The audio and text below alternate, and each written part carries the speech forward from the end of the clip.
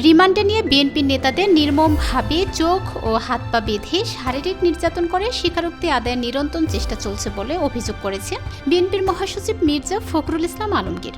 রোববার বিকেলে গণমাধ্যমে পাঠানো এক বিবৃতিতে এই অভিযোগ করেন তিনি।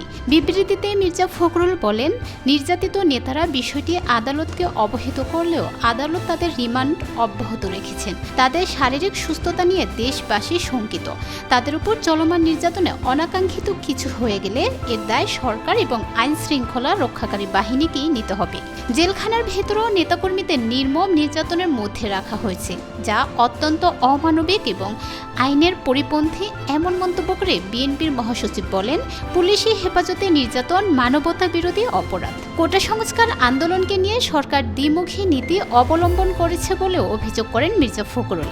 তিনি বলেন, একদিকে সরকারের পক্ষ থেকে বলা হচ্ছে নিরীহ ছাত্রছাত্রী এবং কোটা সংস্কারের নেতাদের নির্যাতন করা হবে না, অপরদিকে প্রতিনিয়ত সাধারণ শিক্ষার্থীদের গ্রেপ্তার অব্যাহত রাখা হয়েছে।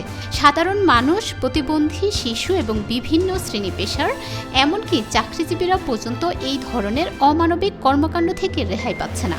সারা দেশে কোমলমতি শিক্ষার্থী ও সাধারণ মানুষ গ্রেপ্তার ও বাণিজ্য করা হচ্ছে।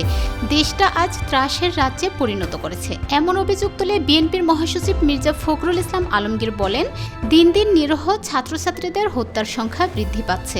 তবে সরকার যতই ছলচাতুরি করুক না কেন, গণদাবির কাছে পদত্যাগ করতেই হবে।